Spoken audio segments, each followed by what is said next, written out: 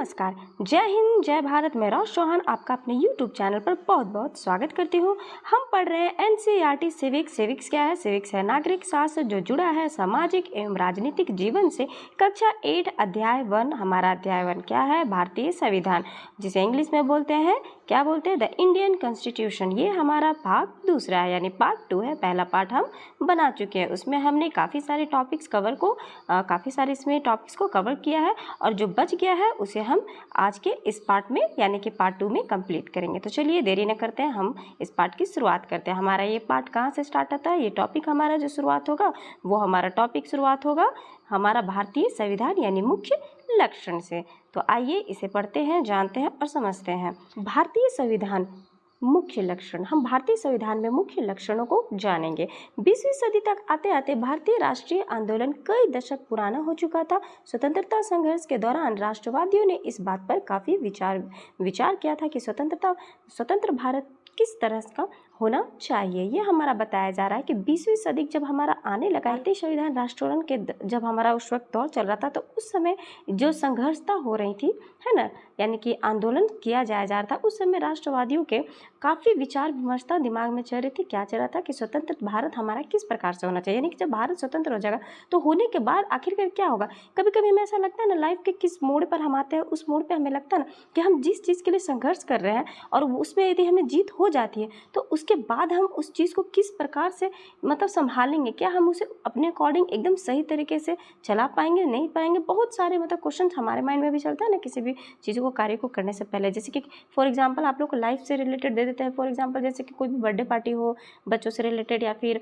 बड़ों से related, marriage हो, या फिर बूढ़ों से रिलेटेड कोई बहुत बड़ा पूजा पाठ घर में हो, तो जब भी शुरुआत करना होता है तो मन में बहुत सारे विचारधाराएं आते हैं कि पता नहीं किस तरीके से होगा, सही होगा कि नहीं, होने के बाद क्या होगा। होने के लिए तो हो जाएगा, इतना पता है, क्योंकि हम उस चीज़ के लिए कार्य करेंगे और कार्य में सफलता पाएंगे, वो सब चीज़ सही तरीके से हो जाएगा।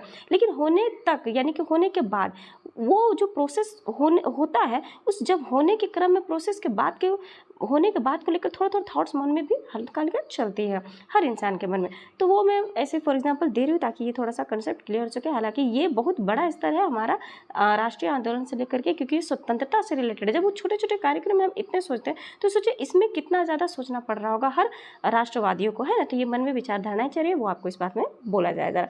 तो ब्रिटिश शासन के अंतर्गत उन्हें जिन नियमों को मानना पड़ा था यानी कि पड़ता था, वे उन्होंने खुद नहीं बनाए थे, है ना। ये ज़्यादा रीजंस है ये सब सोचने की वजह से। जैसे खुद से बनाया हुआ हर चीज़ चल रहा तो चलो भाई वो भी आगे चल के वही चीज़ लागू होगा, अब बाद में चेंजेस देखेंगे। लेकिन जब अपना कुछ है ही नहीं, अपना बनाया हो नहीं, फिर अपना सब चीज़ बनाना है, करना हो, खुद से सब चीज़ करना हो, टोटल अपने अरेंज वाइज, तो वो तो सोचना पड़ेगा ही ना।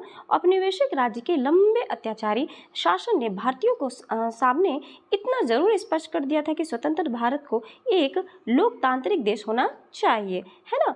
उसमें प्रत्येक नागरिक को समान माना जाएगा और सभी को सरकार में हिस्सेदारी का अधिकार होगा।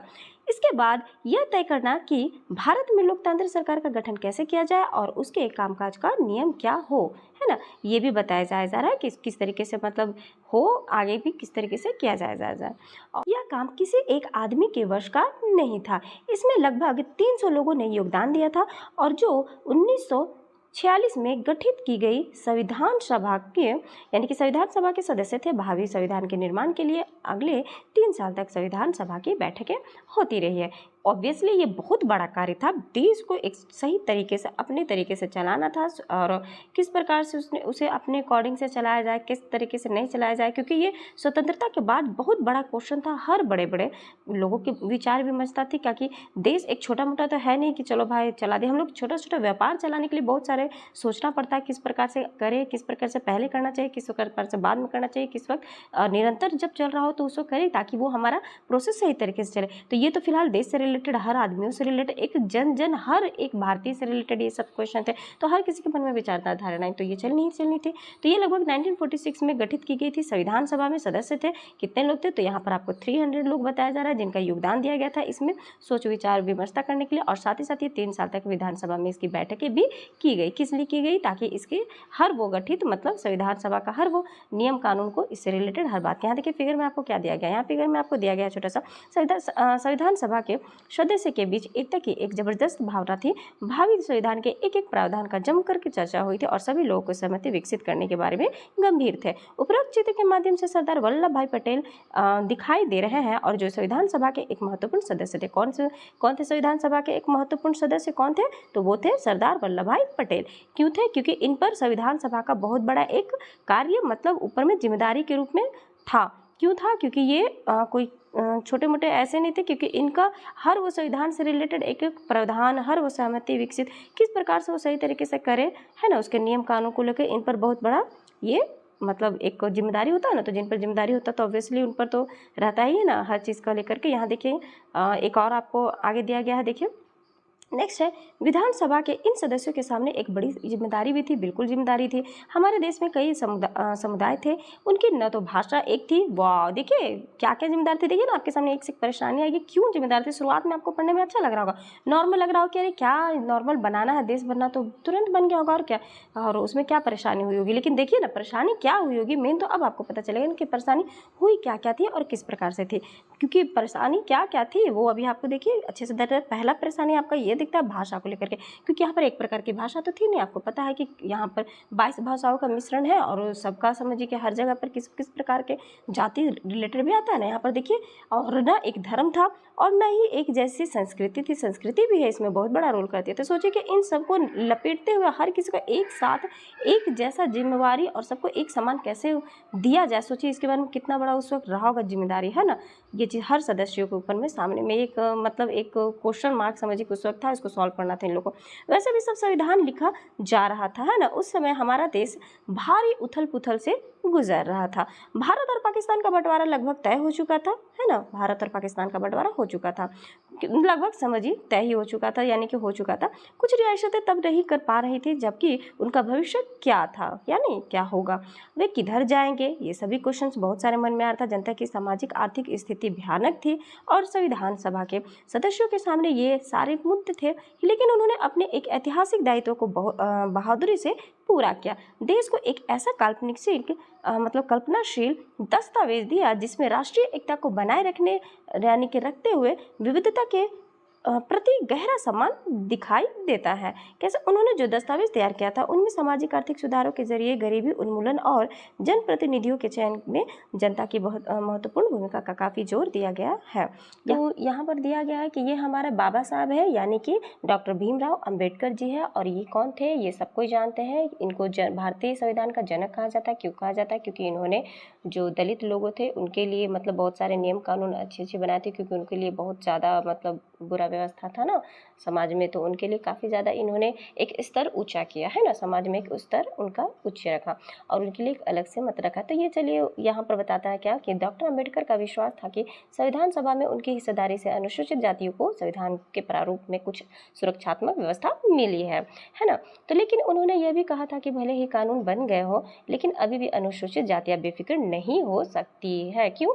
क्योंकि इन कानूनों का संचालन सवर्णीय हिंदू अधिकारियों के हाथों में ही है ना। सवर्णीय हिंदू हाथों में है, कहने का तात्पर्य तब तक उन जो नीचे है यानी कि जो अनुसूचित जातियाँ है उनको किस प्रकार से मिले, क्योंकि जो ज़्यादा मतलब धर्मों में भी क्या बताया ऊंचा नीचा होता है ना, निम्न स्तर, उच्च, निम्न और डाउन, यानी कि अलग अलग प्रकार का स्तर बांटा गया है कि जिनमें कि उच्च स्तर के यहाँ पर डाउन पर मतलब कि काफ़ी ज़्यादा जो है वो सब जाना आना ये सब मना ही था। तो ये अनुसूचित जातियों के लिए कहा जाए कि जब तक सब समान रूप से इक्वल ना होगा तब तक तो कहाँ से ये मतलब पूर्ण होगा एक तरह से, और बेफिक्री कहाँ से छाएगी। तो यही से बोल रहे कि बेफिक्र नहीं हो सकती, क्योंकि अनुसूचित जाति बेफिक्र नहीं होंगे, सवर्णीय हिंदू अधिकारी के हाथ में है। इसलिए उन्होंने अनुसूचित जातियों के आह्वान किया कि वे सरकार के अलावा लोक सेवाओं में भी बढ़ चढ़ करके हिस्सा ले, ताकि उस प्रकार से कुछ मतलब उस पर भी असर पड़े। आगे चलते हुए फ्रेंड्स यहाँ पर बताया जा रहा है आपको, आगे बताया जा रहा है कि आगे के हिस्से में भारतीय संविधान के कुछ मुख्य आयामों का उल्लेखन किया गया है। इन बातों को पढ़ते हुए विविधता, एकता, सामाजिक आर्थिक सुधार और प्रतिनिधित्व को संबोधित उपरोक्त चिंताओं को लगातार ध्यान में रखिए, जिसमें कि एक दस्तावेज को लिखने वाले जूझ रहे हैं, जिसमें इसे समझने की कोशिश कीजिए कि उन्होंने स्वतंत्र भारत को एक शक्तिशाली लोकतांत्रिक समाज बनाने के उद्देश्य को पूरा करने के लिए साथ ही इन चिंताओं को किस प्रकार से हल किया, है ना। अब देखिए इसमें पहला आपको क्या दिया गया है, इसमें पॉइंट वाइज करके आपको समझाया गया है। पहला इसमें हमारा आता है संघवाद, यानी कि फेडरलिज्म। तो इसमें हम लोग पढ़ते हैं कि इसका मतलब क्या होता है। इसका मतलब देश में एक से ज़्यादा स्तर की सरकारों का होना होता है। क्या होता है? एक से ज़्यादा सरकारों का होना, यानी एक में, यानी कि देश में ही एक से ज़्यादा होना, है ना। तो हमारे देश में राज्य स्तर पर भी सरकारें हैं और केंद्र स्तर पर भी है ना। पंचायती राज व्यवस्था शासन की तीसरा स्तर है और जिसके बारे में आप कक्षा 6 में और 7 में भी पढ़ चुके हैं। तो यहाँ 7 की किताब में जिस प्रकार से राज्य सरकार के कामकाज को मतलब आपने देखा, समझा, पढ़ा था, इस साल भी हम केंद्र सरकार के बारे में ज़्यादातर पढ़ेंगे। ये बताया जाए जरा आपको भारत के, यानी कि यहाँ तक बताया गया है। अब भारत में इतने सारे समुदायों की उपस्थिति का सीधा मतलब क्या था? तो इसका मतलब यही था कि यह शासन, यहाँ का शासन ही एक ऐसी व्यवस्था है विकसित करनी होगी, यानी कि यहाँ पर एक शासन ऐसी व्यवस्था विकसित करनी होगी जिसमें राजधानी दिल्ली में बैठे मुट्ठी भर लोग ही पूरे देश में फैसला न लेने सके, है ना। मतलब कि जैसे कि उस प्रकार ब्रिटिश शासन होता था वैसा न हो, वो ये कोशिश कर रहे हैं। और इसलिए प्रांतीय स्तर पर भी सरकार की व्यवस्था की गई ताकि इलाकों के हिसाब के अलग अलग फैसले भी लिए जा सके। यानी कि ये बताया जा रहा है कि एक जगह बैठ करके, जैसे यहाँ बताया जा रहा है कि बस कुछ ही लोग दिल्ली में बैठ करके इस प्रकार से, मतलब कि न हो कि कुछ लोग दिल्ली में बैठे और वो पूरा देश का फैसला ले रहे हैं, इस टाइप से न हो, इसका ध्यान रखा जाए। इसीलिए तो बताया जा रहा है ना आपको यहाँ पर कि यहाँ पर भी देश में कई स्तर के, यहाँ पंचायती व्यवस्था और यहाँ पर आपको राज्य के स्तर पर सब चीज़ बताया जा रहा है। तो यही कहने का तात्पर्य है कि मतलब कि एक स्तर पर, एक ही जगह पर बैठ के सब जगह फैसला सही तरीके से नहीं होता है ना, जब तक उस पर बारीकी से न ध्यान रखो, आप न नज़र रखो। दूर से हर चीज़ सही दिखता है, लेकिन पास जाओ तो पता चलता है कि मतलब कितने प्रॉब्लम्स है। तो उस चीज़ को बताया जा रहा है कि हर पास तक सरकार की नज़र हो, उसकी व्यवस्था ऐसी टाइप की जा सके। इसलिए प्रांतीय स्तर पर भी सरकार की व्यवस्था की गई ताकि इलाकों के हिसाब से अलग फैसले भी लिए जा सके। भारतीयों के भारत के सभी राज्यों को कुछ मुद्दों पर फैसला लेने के लिए स्वायत्तता अधिकार है। राष्ट्रीय महत्व के सवालों पर सभी राज्यों को केंद्र सरकार द्वारा बनाए गए कानूनों को मानना पड़ता है। इस कार्य क्षेत्र की स्पष्टता के लिए संविधान में की गई सूची दी गई है, जिनमें कि बताया गया है कि कौन से स्तर की सरकार किन मुद्दों पर कानून बना सकती है। इनके साथ ही संविधान यह भी तय करता है कि प्रत्येक स्तर पर सरकार अपने कार्य के लिए पैसे का इंतजाम कहां से कर सकती है। संघवाद के अंतर्गत राज्य केवल केंद्रीय सरकार के प्रतिनिधित्व नहीं होते हैं। ओके, उन्हें भी संविधान से ही अपना ताकत और अधिकार मिलते हैं। भारत के सभी लोग इन सभी स्तरों की सरकारों द्वारा बनाए गए कानूनों और नीतियों के अंतर्गत आते हैं। ये हमारा फर्स्ट रहा। फर्स्ट हमारा क्या था? तो पहला हमारा था संघवाद, है ना। संघवाद से रिलेटेड हमने पढ़ा कि संघवाद में किन मुद्दों को इंपॉर्टेंस दिया गया है, बताया गया कि इसमें संघ को लेकर के दिखाया गया। संघ के कहना है तात्पर्य कि जिसमें सबका साथ हो, जिसमें सबका विकास हो।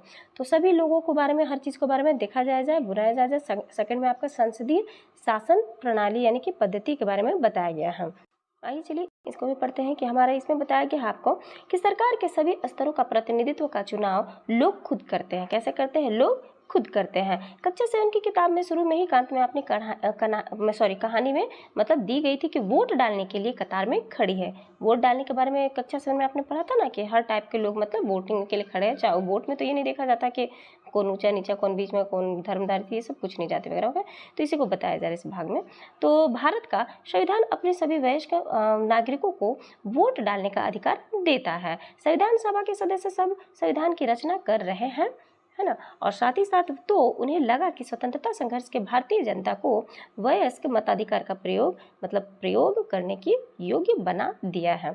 उन्हें विश्वास था कि इससे न केवल लोकतांत्रिक सोच व तौर तरीकों को प्रोत्साहन मिलेगा, बल्कि जाति वर्ग यानी कि किसको जाति वर्ग, औरत मर्द और फर्क पर आधारित ऊंच नीच की बेड़ियां जो बंधी हुई है उसे तोड़ा जा सकता है ना। यानी कि ये औरत है ये नहीं कर सकता है, ये मर्द है तो यहाँ ये वर्ग का है, ये जाति का है, अरे इनमें ये फर्क है, ये ऊंचा है ये नीचा है, इन सब का जो बेड़ा एक लगा हुआ ना, यानी कि बेड़िया जो लगा हुआ जिसे जंजीर बोलते हैं, वो चीज़ हट सके, है ना। सार्वभौमिक मताधिकार का मतलब है कि अपने प्रतिनिधित्व को चुनाव में देश के सभी लोगों की सीधी भूमिका होती है। इसके अलावा हर व्यक्ति के खुद चुनाव में भी लड़ा जा सकता है, चाहे वो उसकी सामाजिक पृष्ठभूमि कैसे भी क्यों ना हो। ये प्रतिनिधित्व जनता के प्रति जवाबदेही होते हैं। लोकतांत्रिक कार्य पद्धति में प्रतिनिधित्व क्यों महत्वपूर्ण होता है, क्योंकि इसके बारे में आप इसी पुस्तक के दूसरी इकाई में और भी विस्तार से पढ़ेंगे। चलिए आगे चलते हैं। ये हमारा दूसरा भी जो था पॉइंट वो भी कौन सा कंप्लीट हुआ? सांसदीय शासन पद्धति की सांसद में किस प्रकार से किन किन चीज़ों को, यानी कि जाति व्यवस्था, मर्द और इन सबको बड़े बड़े ऊंची नीचे जाति, इन सबको बेड़ियों को तोड़ने पर ज़्यादातर उसमें पॉइंट्स को बताया गया। थर्ड में हमारी शक्ति का बंटवारा के बारे में पढ़ते हैं, किन चीज़ों के बारे में हमें दिया गया। सरकार के यानी कि संविधान के अनुसार सरकार के 3 अंग है। कौन कौन से 3 अंग है? देखिए मिड पॉइंट है, ये बहुत इंपॉर्टेंट है ना, इससे रिलेटेड बहुत सारे क्वेश्चन में भर भर के भी आते हैं एग्जाम्स में, और आपके भी क्लास में और अदर एग्जाम में भी। विधायिका, कार्यपालिका और न्यायपालिका, है ना, ये इंपॉर्टेंट है। शक्ति किन की? सरकार की। ओके, भारतीय संविधान में इनकी इंपॉर्टेंस है, जो मैं स्टार्टिंग में भी बता चुकी थी। विधायिका में हमारे निर्वाचित प्रतिनिधित्व होते हैं। कार्यपालिका ऐसे लोगों का समूह है जो कानूनों को लागू करने और शासन चलाने का कार्य देखती है। कौन काम देखती है? शासन चलाने का और कानून लागू करने का। कार्यपालिका। कौन? कार्यपालिका, है ना। और विधायिका का क्या है? प्रतिनिधित्व, निर्वाचित प्रतिनिधित्व, है ना। और यहाँ पर देखिए न्याय जो है ना, न्यायपालिका की, सबको जानते हैं कि न्यायपालिका की व्यवस्था की न्यायपालिका कहा जाता है, और इसके बारे में भी आप पुस्तक इकाई इकाई 3 में पढ़े होंगे। और सरकार के किसी भी शाखा द्वारा सत्ता के दुरुपयोग को रोकने के लिए प्रदान किया गया है कि इन सभी अंगों की शक्तियाँ एक दूसरे से अलग होंगी, और शक्तियों के बंटवारे के आधार पर प्रत्येक अंग एक दूसरे के अंग पे अंकुश रखता है। इस तरह के तीनों अंगों के बीच सत्ता का संतुलन बना रहता है।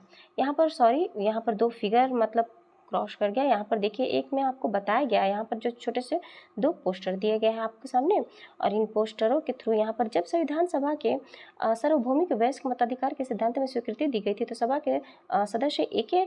अय्यर ने कहा था कि यह कदम आम आदमी और लोकतांत्रिक शासन की सफलता की गई अवस्था और घोतक और इस व्यवस्था का आधारित है कि वयस्क मताधिकार के जरिए लोकतांत्रिक सरकार की स्थापना ज्ञानोदय लाएगी। यह आम आदमी के कुशलक्षेम जीवन स्तर और सुविधा को बेहतर बनाने की स्थिति को प्रोत्साहन की गई, ये आपको बताया गया है। साथ ही साथ यहाँ चित्र नीचे दिया गया है, तो इस चित्र में क्या दिया गया है? यहाँ पर इस चित्र में दिखाया गया कि लोग अपना वोट डालने के लिए कतार में खड़े हैं। यहाँ देख रहे हैं ना कतार में किस प्रकार से खड़ा किया गया है उन लोगों को, क्यों? क्योंकि वोट डालने के लिए सब आए हुए हैं। और यहाँ पर फिगर में आपको दिया गया है कि संविधान सभा के सदस्यों को भय था कि कहीं कार्यपालिका इतनी ताकतवर न हो जाए कि विधायपालिका को, यानी कि विधायिका के प्रति अपने दायित्वों की अपेक्षा ही करने लगे। और इस आशंका को ध्यान में रखते हुए सभा ने एक ऐसे कई प्रावधानों का संविधान में शामिल किया जिनके जरिए शासन की कार्य शाखा द्वारा की जाने वाली कार्रवाई को सीमित और नियंत्रित किया जा सके। चलिए हम आगे बढ़ते हैं। आगे हमारा है 4th नंबर मौलिक अधिकार, जो कि इंपॉर्टेंट है हम सबके लिए, और बिल्कुल ही इंपॉर्टेंट ही चीज़ है, इंपॉर्टेंट है पॉइंट। आगे मौलिक अधिकार वाला खंड भारतीय संविधान का अंतरात्मा भी कहा जाता है। क्या कहा जाता है? अंतरात्मा। किस चीज़ का? ये भारतीय संविधान का अंतरात्मा है ना, जिनकी आत्मा होती है, हर इंसान के अंदर आत्मा होती है। समझिए कि मौलिक अधिकार जो है ये इंसानों का अधिकार है, हर छोटे से छोटे चीज़ों का, तो ये समझिए भारतीय संविधान सबसे इंपॉर्टेंट है। तो औपनिवेशिक शासन के राष्ट्रवादियों के दिमाग में राज्य के प्रति संदेह का भाव पैदा कर दिया है।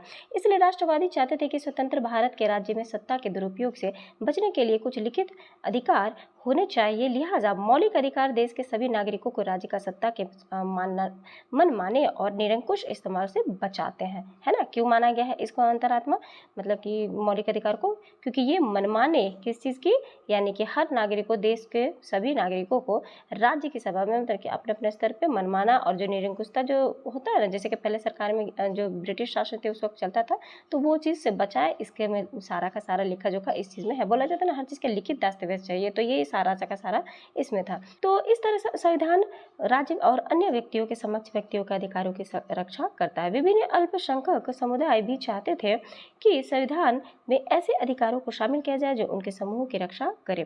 फलस्वरूप बहुसंख्यकों को अल्पसंख्यकों के अधिकारों की रक्षा का आश्वासन भी संविधान में दिया गया है। इन मौलिक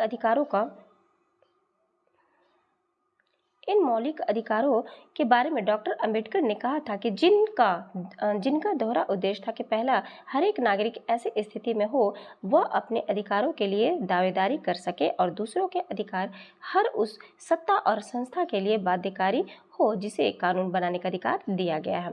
मौलिक अधिकारों के अलावा हमारे संविधान के एक खंड नीति निर्देश तत्वों का भी है। किस चीज़ का है? नीति निर्देश तत्वों का भी है, मौलिक अधिकार के अलावा बताया जा रहा है। संविधान सभा के सदस्यों ने यह खंड इसलिए जोड़ा था, क्यों जोड़ा था? ताकि ज़्यादा सामाजिक और आर्थिक सुधार लाया जा सके, है ना। चाहते थे कि स्वतंत्रता भारतीय, यानी कि स्वतंत्र भारतीय राज्य जनता की गरीबी दूर करने वाले कानूनों और नीतियों बनाते हैं हुए इन सिद्धांतों को मार्गदर्शन के रूप में में हमेशा अपने सामने रखा। और यहाँ पर कुछ क्वेश्चंस आपसे दिए गए, वही क्वेश्चन जैसे फर्स्ट पार्ट में दिया गया था इन्हीं से रिलेटेड, अब तक टॉपिक जो पढ़ा उससे रिलेटेड है। लॉन्ग ज़्यादा वीडियो होने की वजह से मैं थोड़ा सा शॉर्ट में लेके जा रही हूँ उसको। 5वां नंबर है धर्मनिरपेक्षता, है ना, धर्मनिरपेक्षता। चलिए धर्म से रिलेटेड आते हैं। धर्मनिरपेक्षता राज्य वह होता है, आखिर का सबसे पहला क्वेश्चन दिमाग में क्या आता है, क्या होता है, क्या होता है, धर्मनिरपेक्षता क्या होता है, तो वही होता है जो राज्य अधिकृत रूप में किसी भी धर्म को राजकीय धर्म के रूप में बढ़ावा नहीं दे, है ना, कोई भी एक धर्म को बढ़ावा ना दिया जाए, सबको समान रूप से मतलब आगे बढ़ाया जाएगा। इसके बारे में हम अगले अध्याय में विस्तार से पढ़ेंगे, ये यहाँ पर इतना ही रखा गया है ना। अब आप इस बात को समझने लगे हैं कि कभी कभी देश के इतिहास यह तय कर देता है कि देश का संविधान कैसा होगा, है ना। संविधान के बारे में काफ़ी कुछ हम जानने लगे धीरे धीरे, क्योंकि पॉइंट वाइज करके हमें बताया जा रहा है संविधान उन आदर्शों को भी तय करने में हमारी महत्वपूर्ण भूमिका निभाता है, जिन्हें हम अपने देश और अपने प्रतिनिधित्व के जरिए सरकार करना यानी कि साकार करना चाहते हैं। क्या करना चाहते हैं, अपने प्रतिनिधियों को साकार करना चाहते हैं ना। जिस तरह फुटबॉल के नियम में बदलते ही खेल बदल जाता है, उसी तरीके से जिन देशों के संविधान में भारी बदलाव आ जाते हैं, वहाँ का देश की बुनियादी स्वरूप भी बदल जाता है। हम नेपाल में यह देख चुके हैं कि वहाँ का लोकतंत्र बनने की ज़रूरत के साथ ही एक नए संविधान की ज़रूरत भी पैदा हो गई थी। ये हमने पूर्व फर्स्ट पार्ट में पढ़ा था ना, नेपाल से रिलेटेड एक दिया गया था, काफ़ी ज़्यादा वहाँ का बदलाव के बारे में बताया गया था। प्लस फुटबॉल भी हमने पढ़ा था कि फुटबॉल गेम क्यों इंपॉर्टेंट है, क्योंकि वो एग्जाम्पल आपका दिया गया था संविधान से रिलेटेड, ताकि आप अच्छे से समझ सकें। ऊपर हमने भारतीय संविधान के जिन नियमों का जिक्र किया है वे कई बार काफ़ी जटिल दिखाई देते हैं और उन्हें समझने में मुश्किल भी महसूस होती है। लेकिन अभी आप इस बारे में ज़्यादा फिक्र न करें। इस पुस्तक को काफ़ी अध्यायों में अगली कक्षाओं में भारतीय संविधान के इस पहलुओं के बारे में आप लगातार सीखेंगे और जानेंगे, तो ठोस रूप से इनका अर्थ जान पाएंगे, क्योंकि जो अभी जिस टॉपिक को लेकर के चल रहा है। यहाँ पर आपको फिगर दिया गया है, यहाँ पर फिगर आप देख सकते हैं। उपरोक्त तस्वीर में 24 जनवरी 1950 को संविधान सभा के विभिन्न सदस्य अपनी आखिरी बैठक में संविधान की एक प्रति एक हस्तक्षेप यानी कि हस्ताक्षर कर रहे हैं। क्यों कर रहे हैं, क्योंकि सबसे ऊपर वाले चित्र में प्रधानमंत्री जवाहरलाल नेहरू दस्तखत कर रहे हैं और दूसरे चित्र में विधानसभा डॉक्टर राजेंद्र प्रसाद का है। और सबसे निचले चित्र में दाएं से बाएं क्रम में ये जो लोग दिखाई दे रहे हैं वे श्री जयराम दास दौलत राम, है ना, दौलत राम खाद्य एवं कृषि मंत्री जो है, जो कि राजकुमारी अमृता कौर, और स्वास्थ्य मंत्री कौन है, डॉक्टर जॉन मथाई, और वित्त मंत्री कौन है, सरदार वल्लभ भाई पटेल, और उप प्रधानमंत्री तथा उनके पीछे की जगजीवन राम श्रम मंत्री खड़े हैं। यहाँ पर हमारे दर्शाया गया है, सभी को देखिए फिगर को। और आगे चलते हैं। 11 मौलिक अधिकारों में से प्रत्येक के संबंधित रेखाचित्र तस्वीरें बनाएं अथवा उन पर कविता एवं गीत लिखे एवं कक्षा में इन पर चर्चा करिए। क्यों दिया गया, ताकि ये हमारे दिमाग में छपा रहा। क्या दिमाग रहे, यही जो इम्पोर्टेंट टॉपिक जो हमने पढ़ा, ये बहुत इंपॉर्टेंट टॉपिक्स है माय फ्रेंड्स। ये बहुत ही शॉर्ट में आपको इस चैप्टर में दिया गया है और इसके पूरा व्याख्या, पूरा विश्लेषण हर एक पॉइंट्स में बहुत इंपॉर्टेंट्स है। और हमें ये चैप्टर पढ़कर बहुत मज़ा आया। हमने भारतीय संविधान के बारे में बहुत कुछ पढ़ा, जाना और समझा। ये जाना समझा कि इसकी किस प्रकार से शुरुआत करने में इतने आसानी पूर्वक ये बनकर तैयार हमारे सामने नहीं हुआ, जितने आसानी से हम इसे पढ़ रहे हैं अपने मोबाइल या फिर बुक्स में। तो अच्छा, ये हमारे लिए भी लाइफ का बहुत बड़ा रोल है, हिस्सा है। हम इन्हें समझे, जाने और अप्लाई करें हर वो कार्यों में। तो ये वीडियो देखने के लिए आपका बहुत बहुत धन्यवाद।